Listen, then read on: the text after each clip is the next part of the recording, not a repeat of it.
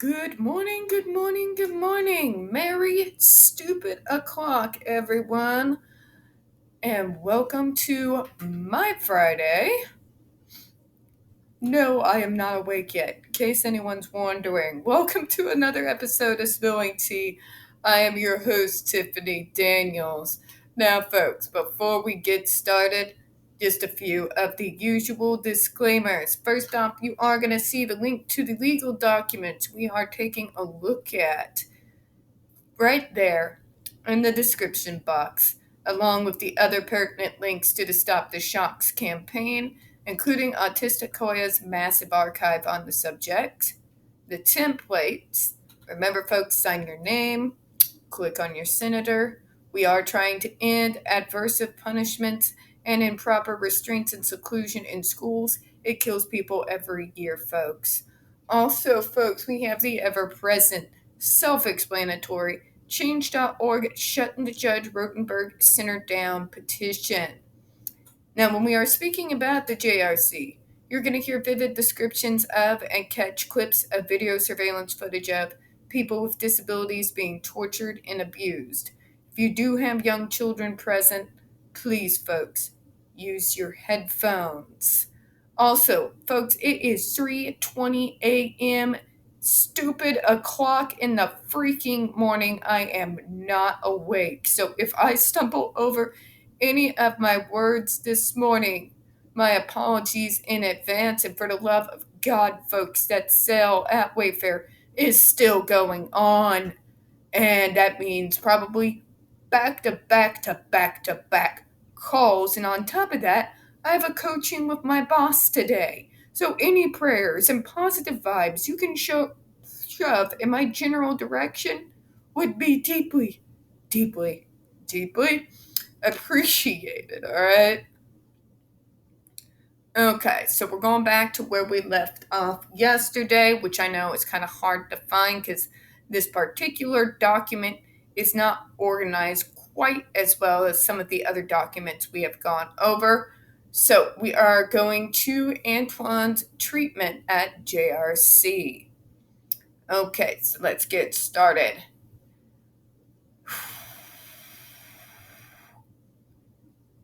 Oh, did I mention there's a negativity cloud over my head? If y'all could positive vibes, please. Beginning in August 2004, continuing every day thereafter until April 14th, 2006, when Antwone was discharged from the JRC, Antwone was required to wear a backpack which housed the GED through which the electric shocks would be administered to Antwone. Antwone was also forced to wear a belt around his waist and another on his calf from which the electroshock was administered. Antwone was required to wear the backpack every day and night, even while sleeping and bathing. Think about that. Think about just the risks of that. This is an electrical device. They're making them wear it in the shower. I don't need to tell you what happens when you get electronics that are turned on wet. And they wonder why they malfunction, and you're going to try to convince me they don't when you make them wear it in the shower? Do I need to go into basic science on this? Antwone's treatment regimen included daily GED adversive therapy, meaning that he was daily given multiple electric shocks to deter him from performing certain acts or certain types of behavior that the JRC deemed inappropriate. Like swearing. Hey, JRC. JRC? Fuck you. Electroshock this bitch, you assholes. They would have never took me off the 4-point board. I would have lived on that damn board. Antwone was shocked, at times in excess of 7 times in a given day. Antwone would be shocked for simply swearing, for responding no to a directive, or for stopping his schoolwork for a period of more than 10 seconds. Any one of these activities resulted in an electric shock being administered Antwone. The shock administered to Antwone was so painful At many times, Antwone was knocked off his feet and fell to the ground as a result of the shock administered. Bee sting my ass. Antwone was not the only student being shocked. Antwone lived in an environment where people all around him were being shocked. Accordingly, Antwone constantly witnessed the torture of his peers occurring all around him all day and even at night in the residential facility. Remember when that Judge Bernstein tried to convince us that, oh, they don't shock them at night? Oh, fucking shit. Bullshit. Bullshit. Then why are they making them wear it at night? Just saying. Antwone. Okay, recent events. On August the 2nd, 2005, Section 10C of the Social Service Law was amended to include the provisions of what has become known as Billy's Law, Section 483D. This law was passed as a result of the abuse of Billy Albanese, a New York State student sustained while in an out-of-state residential facility. Billy's Law requires the creation of an out-of-state placement committee whose duty it is, among other things, to determine whether the types of care being provided to out-of-state students in the residential facilities are consistent with the New York State law and the applicable committee members' regulations. Billy Laws provides, in pertinent part, that, 483D out-of-state placement committee. Okay, let's read this here.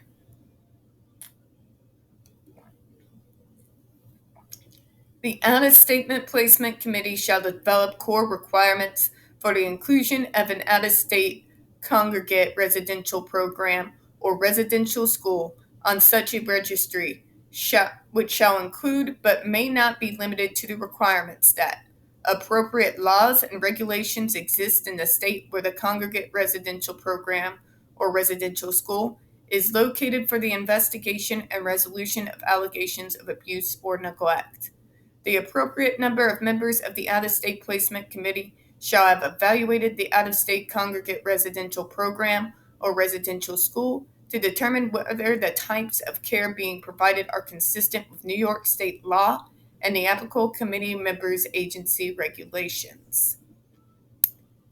Immediately prior to an enactment of Billy's Law, a report was issued to the governor by the Interagency Out-of-State Residential Placement Work Group on June 1st, 2005, and in that report the group reports, while there appear to be no substantial differences in program models and service quality between in-state and out-of-state residential facilities, the work group is concerned that some children may be placed in facilities that employ behavior modification techniques not approved for in use in New York State or anywhere else. Anywhere else. Well, upon information and belief, an investigation of the JRC was conducted by an out-of-state committee member during the summer of 2005. No evaluation or report of said investigation was made, as is required by Billy's Law, to determine whether the type of care and treatment provided at the JRC are consistent with New York State law, and until the events leading up to this litigation became a matter of media investigation. Now, folks, people are going to try to tell you ABA is not the bad guy here. The JRC is. They're deflecting fuckers. I can tell you that right now. So I'll just take this moment to remind you that the JRC has had regular keynote speakers at the ABA International Conference every single year since 2013. That includes last year in 2020. So anybody wants to tell you ABA has nothing to do with it? Bullshit. Sorry, moving on. On December 29th, 2003, a report was issued by the certification team on the application of the JRC for Level 3 Behavior Modification Certification, which report deals with JRC certificates for the use of Level 3 aversive therapy. That report found that shock therapy was being used improperly for behaviors not deemed extraordinarily difficult or dangerous, and the JRC certification to use this type of therapy was made contingent upon changing the use of aversive therapy to comply with the aforementioned standards. Even if it is deemed appropriate by some of you assholes, guess what? Guess what? It has about all the effect of changing behavior that spanking a child does. It might work for 5 minutes, but when you remove the fear of violence, those behaviors are going to return. And especially in a neurodiverse, guess what? It's because it is not a willful behavior. It is coming from our neurology. So punishment for it is not going to get rid of it. God, how many times do I have to say this? Behavior modification for people who have a neurological disorder, whose behaviors stem from that neurological disorder, is never going to work. Stop it. Stop it. Moving on.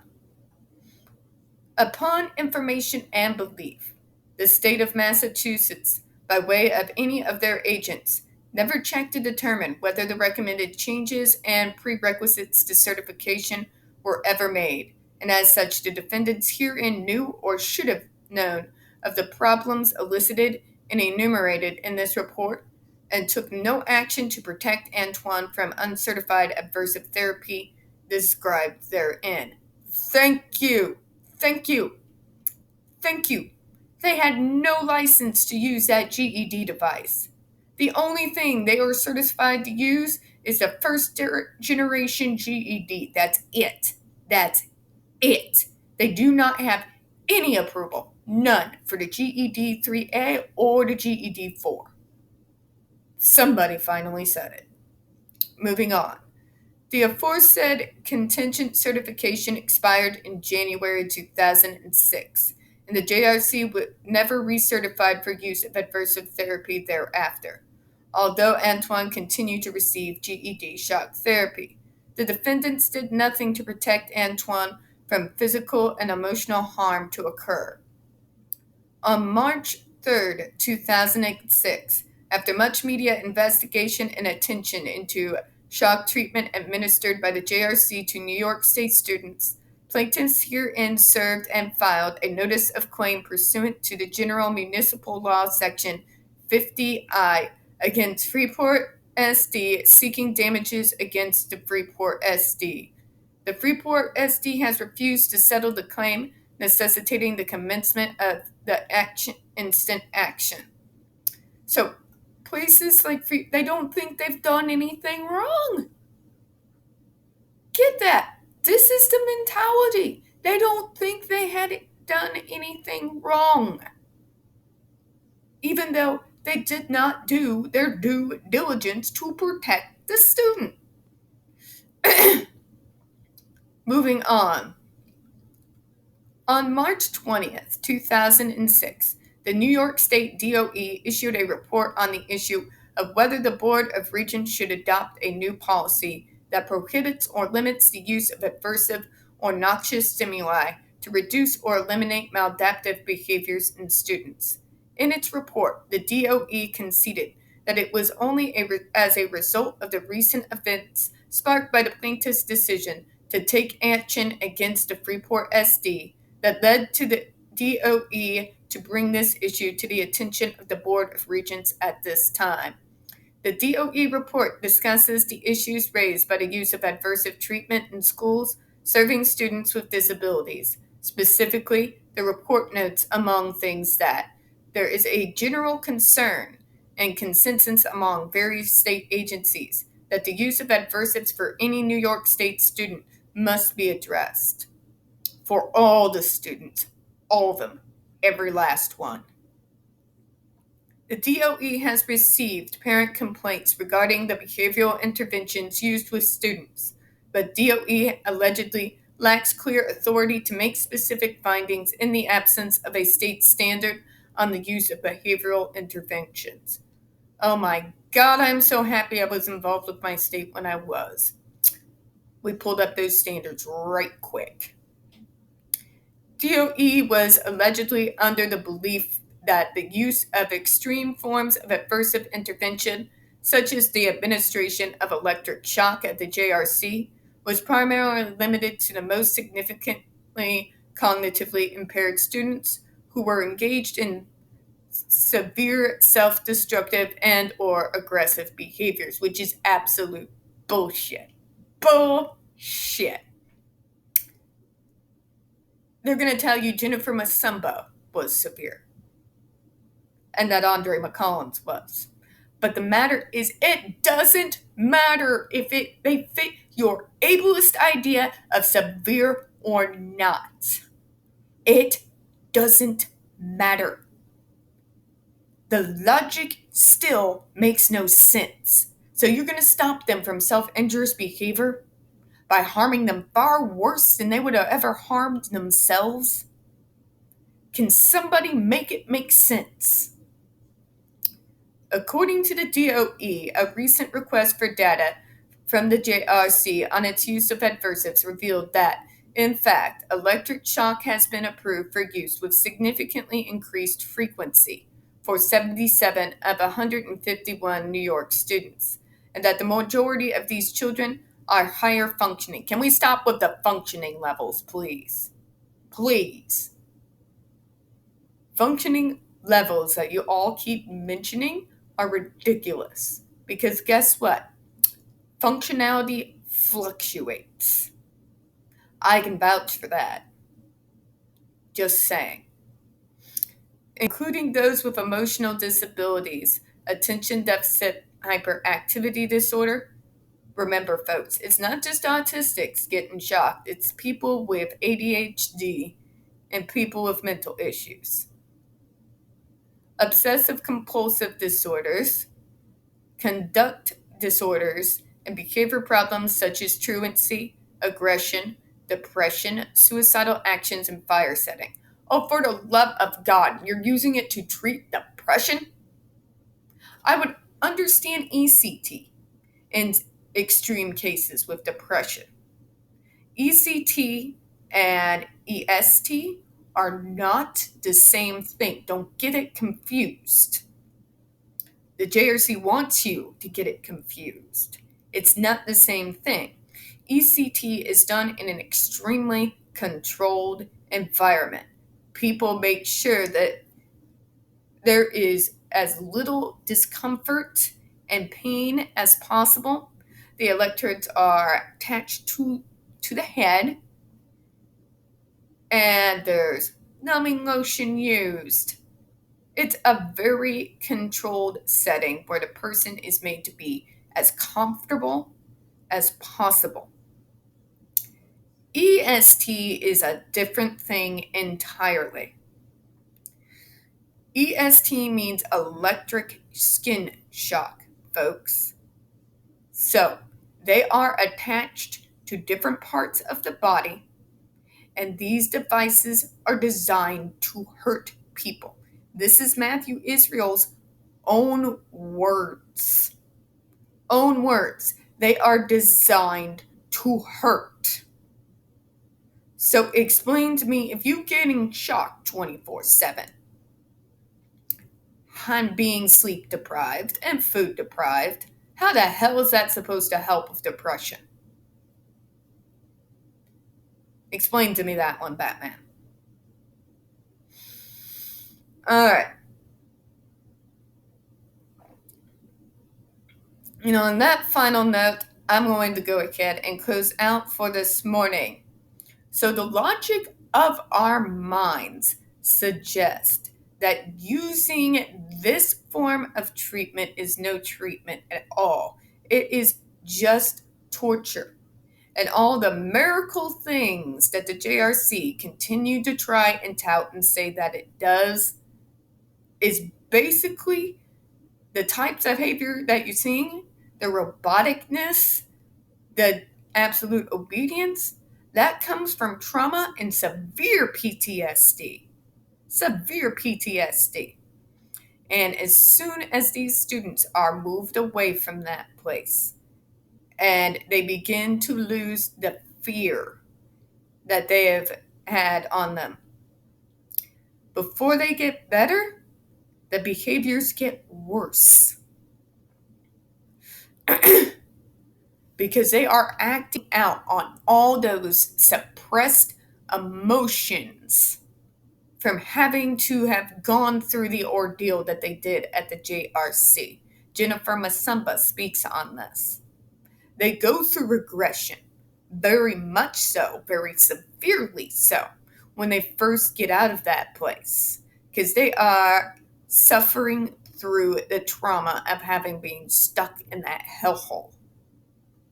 And then, once they are placed in a sane environment with a sane treatment program, they then begin to improve. Rapidly so. Rapidly so. So, what does that tell us about these treatments? That they are absolutely useless and pointless, and it is literally cruelty for cruelty's sake. That's all it is. You've either drank the Kool-Aid, for lack of a better way of putting it, to the point that regardless of what anybody says, you're just going to believe what the JRC says, or that you are so cruel and inhumane you enjoy the pain of others, or you're the heartless type that puts money above the well-being of people with disabilities. And on those notes, now we'll go ahead and close out. We don't get very many views on this channel, especially on this subject. The few that we do tend to get removed from time to time. So folks, please don't forget to hit that like button. Hit subscribe. Don't forget to hit the comments. Feed that algorithm. I do appreciate your time this morning. And as always, we here at Spilling Tea hope you have a good one. Pray for me. Oh my God, it's going to be back to back. Please pray for me. Pray for me. Bye now.